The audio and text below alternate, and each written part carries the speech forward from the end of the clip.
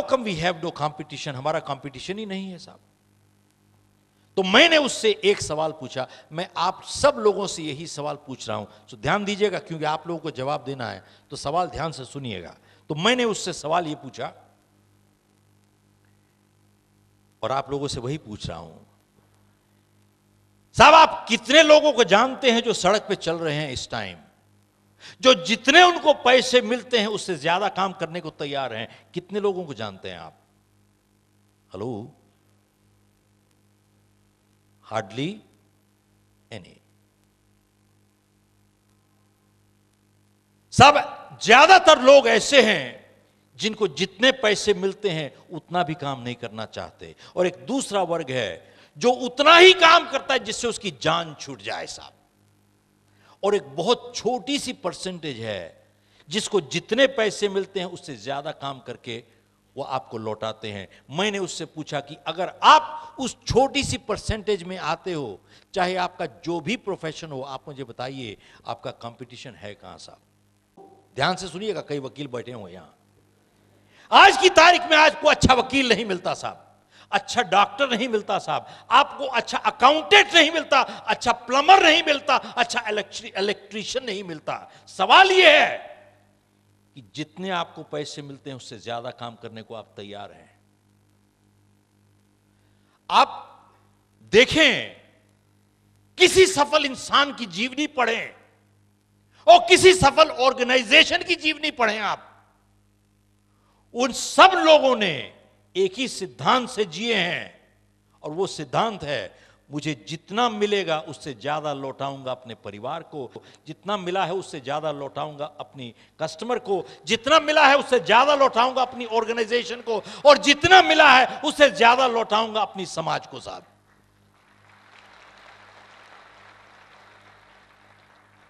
ये मेरी फिलॉसफी नहीं है, आप किसी भी सफल इंसान की फिलॉसफी देखें जिसने सफलता हासिल की है और उसके बाद सफलता को कायम रखा है। हासिल करना एक चीज है और कायम रखना दूसरी चीज है साहब।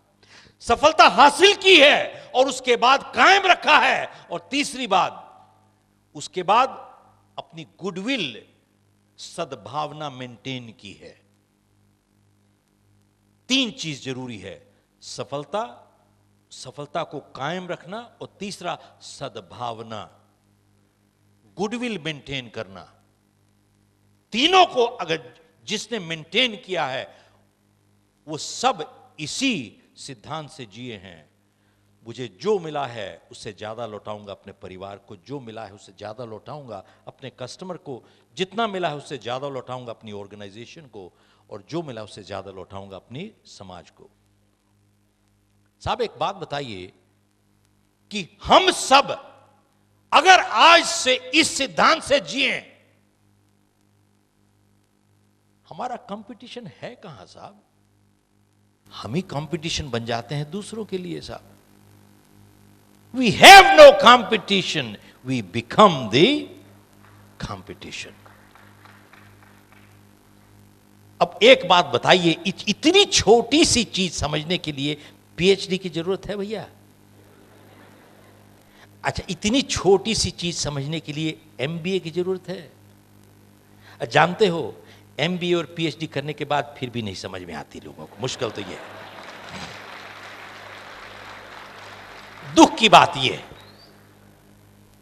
इसके लिए ना एमबीए चाहिए ना ही पीएचडी चाहिए साहब।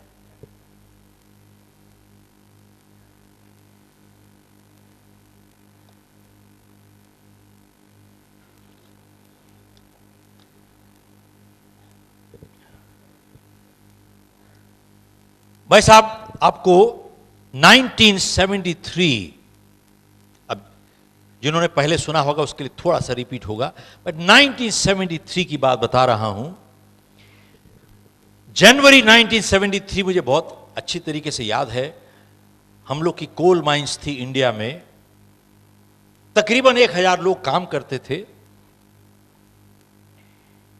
साहब। मैंने क्रिएट नहीं की थी, मैंने इनहेरिट की थी। तो माइंस नेशनलाइज हो गई, सरकार ने सभी कुछ ले लिया साहब। अब कुछ परिवारों के पास पैसे थे, हमारे पास नहीं थे। मेरे फादर की डेथ हो चुकी थी जब मैं कॉलेज में था, और मेरी शादी को सिर्फ 4 हफ्ते हुए थे साहब। अब कुछ लोग मेरी एज का अंदाजा लगा रहे हैं साहब already, but that is okay. हर एक की अपनी अपनी कैलकुलेशन, आप कुछ बात करो, अपनी कैलकुलेशन हर एक की अलग होती है साहब। खैर, तो साहब सब कुछ चला गया, और उसके बाद हमारे घर से सामान बिकने लगा, कुछ ना कुछ टेबल कुर्सियां बिकने लगी टू गेट फूड फॉर। मुझे याद है तकरीबन 1 साल के बाद मेरी बड़ी लड़की जब पैदा हुई, तो मैंने अपनी मां के कुछ लास्ट पीस ऑफ ज्वेलरी जाके बेची, क्योंकि मेरे पास 10 रुपए नहीं थे to get my daughter release from the hospital to buy milk that night. 1973 की बात कर रहा हूं आपसे। तो मैंने साहब 3 काम करने की शुरू किए, अगले 2 साल सभी में फेल हो गया। 1975 13 नवंबर को तो मैंने फैसला किया कि साहब मैं अब इंडिया छोड़ के जा रहा हूं। मैं कनाडा गया, यहां से तो टोरंटो में मेरी सिस्टर थी, उसने मुझे स्पॉन्सर किया।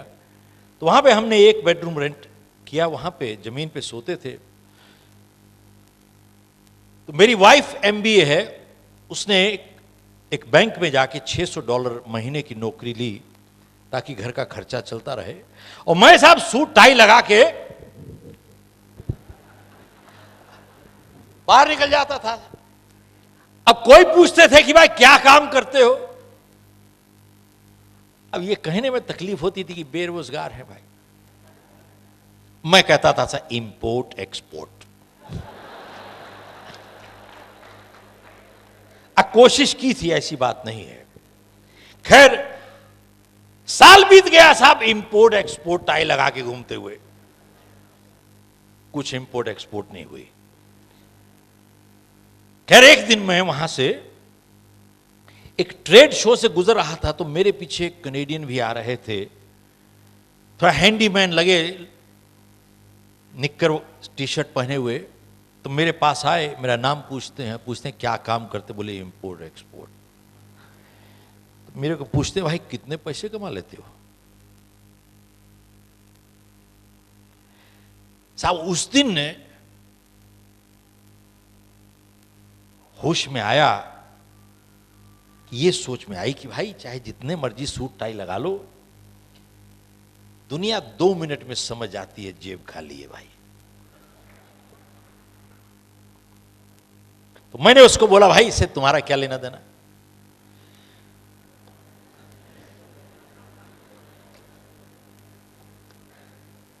खैर,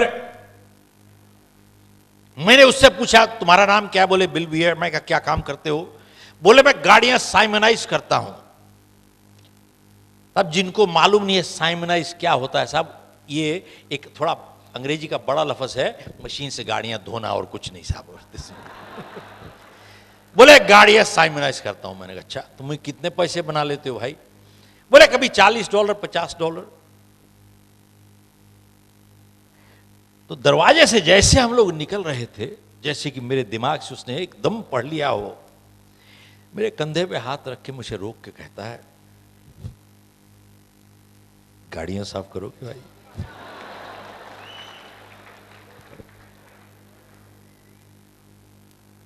मैं भी सोचने लगा भाई कब तक खाली पेट घूमेंगे ऐसे। मैंने कहा भैया कितने पैसे दोगे, बोले $5 काटूंगा केमिकल के, बाकी बांट लेंगे आधे आधे। तो मैंने उससे पूछा कि भैया एक बात बताओ, गाड़ियां साफ करना को हाईटेक जॉइंट वेंचर कोलैबोरेशन तुमको थोड़ी चाहिए, अच्छे पैसे बना रहे हो, क्योंकि पैसे बांटने को क्यों तैयार हो गए। बोले गाड़ियां साफ करना अकेले टाइम नहीं गुजरता, कोई बात करने वाला मिल जाए टाइम निकल जाता है, इसलिए बांट रहा हूं और कुछ नहीं है साहब।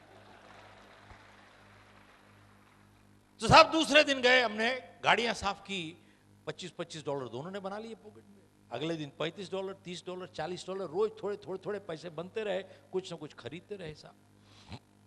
तभी मैंने अखबार में एक इश्तिहार पढ़ा कि अगर आप थोड़े एक्स्ट्रा पैसे कमाना चाहते हो तो घर घर जाके वो वैक्यूम क्लीनर की डेमोन्स्ट्रेशन किया कीजिए। तो मैंने कहा साहब ये बहुत बढ़िया है साहब, दिन में गाड़ियां साफ करूंगा, शाम को घर जाके वैक्यूम क्लीनर सफा करूंगा साहब। मैंने कहा ठीक है। तो मैं भी पहुंच गया साहब, 200-300 लोग थे वहां पे, खूब मोटिवेशनल लेक्चर दिया उन्होंने और मशीन पकड़ा दी, बोले जाके घर घर जाके डेमोन्स्ट्रेशन कीजिए और हर डेमोन्स्ट्रेशन के आपको $5 मिलेंगे साहब। अब भी साहब इतने ना समझ थे, समझ ही कुछ नहीं थी। हमने यही समझा कि खाली जाके डेमोन्स्ट्रेशन करनी पड़ती है, बेचना नहीं होता साहब। तो हम अपार्टमेंट बिल्डिंग में जाते थे, वहां पे दरवाजा खटखटाते थे, कोई दरवाजा खोलता था, मैं कहता था साहब आपको वैक्यूम क्लीनर नहीं खरीदना। तो पहले तो तसल्ली हो जाती थी, खरीदना नहीं है भाई, खाली डेमोन्स्ट्रेशन करवा लीजिए, $5 मिल जाएंगे। कुछ लोग तरस खा के कहते थे आओ भाई आ जाओ आ जाओ आ जाओ, कुछ लोग बाहर निकाल देते थे। एक दिन मैं डेमोन्स्ट्रेशन कर रहा था एक इंडियन परिवार के, यहां पे हस्बैंड वाइफ सोफा पे बैठे थे, मैं जमीन पे बैठा था। तो ये सज्जन वैक्यूम क्लीनर नहीं देख रहे थे, मेरी तरफ देख रहे थे। तो मैंने उनसे पूछा कि साहब कुछ गलती हो गई? बोले ना। तो मैंने पूछा कि भैया ऐसे क्यों देख रहे हो? मेरे से पूछता है जिंदगी में कभी लाइफ इंश्योरेंस बेचा है? मैंने कहा भाई मैं वैक्यूम क्लीनर यहां पर रगड़ रहा हूं, तो बात क्या कर रहा है? पूछता है जिंदगी में कभी लाइफ इंश्योरेंस बेचा है? मैंने कहा ना भैया कभी बेचा नहीं है, ना ही बेचूंगा, क्योंकि मुझे याद है इंडिया में वो एजेंट, वो लूट, वो चुंबक आपकी लाइफ पकड़ लेता था जब तक दस्तखत ना करो साहब। तभी उसको कहते थे लाइफ इंश्योरेंस एजेंट, आपकी लाइफ पकड़ लेता था साहब। तो मैंने कहा साहब मैं जिंदगी में लाइफ इंश्योरेंस एजेंट कभी नहीं बनूंगा साहब।